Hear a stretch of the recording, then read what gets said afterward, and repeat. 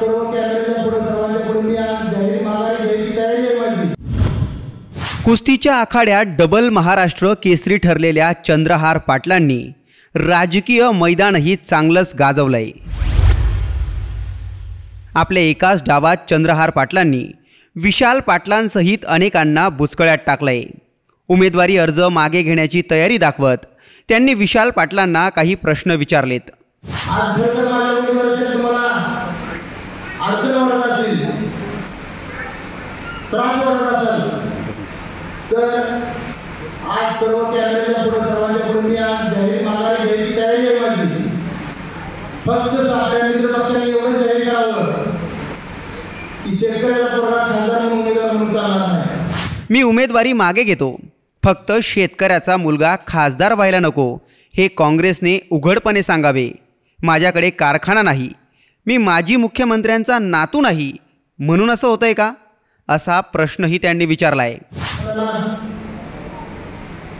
प्रत्येक ठिकाणी आज मगाशी पण अनेकांमध्ये उमेदवार नव्हता आहे, पण मी सर्वांना माहितीच असेल वयाच्या 22व्या वर्षी माझं मला पहिलं मतदान करून समोर 30 वर्ष उमेदवार निवडून येणाऱ्या उमेदवारांना अवघ्या 10 मतांनी पराभूत केले। त्यामुळे राजकारण माझ्यासाठी नवीन नाही। मी सर्वांच्या माध्यमातून आज एक शेवटचं वाक्य सांगतो, बोलतो सर्वांच्या पुढे। आज खरं तर माझ्या उमेदवारीसाठी तुम्हाला अडचण वाटत असेल,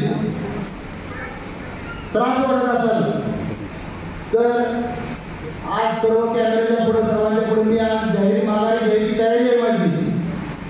फक्त आपल्या मित्र पक्षाने एवढं जाहीर करावं की शेतकऱ्याचा पोरगा खासदार म्हणून उमेदवार म्हणून चालणार नाही।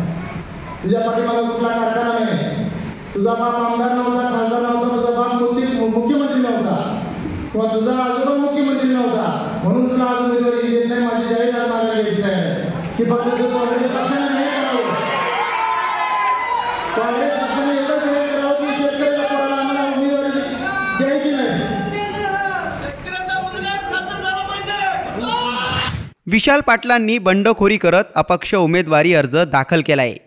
यावरूनच चंद्रहार पाटलांनी हा टोला लगावला। आता चंद्रहार पाटलांच्या या वक्तव्यावर विशाल पाटील काय प्रत्युत्तर देतात हे पाहणंच महत्त्वाचं ठरणार आहे। ब्युरो रिपोर्ट, साम टीव्ही न्यूज, सांगली। देश विदेशातील प्रत्येक घडामोडींचे लाईव्ह अपडेट मिळवण्यासाठी आता साम टीव्हीच्या सर्व सोशल मीडिया प्लॅटफॉर्मला लाईक, फॉलो आणि सबस्क्राईब करा। तसंच सर्व नोटिफिकेशनसाठी बेल आयकॉन प्रेस करायला विसरू नका।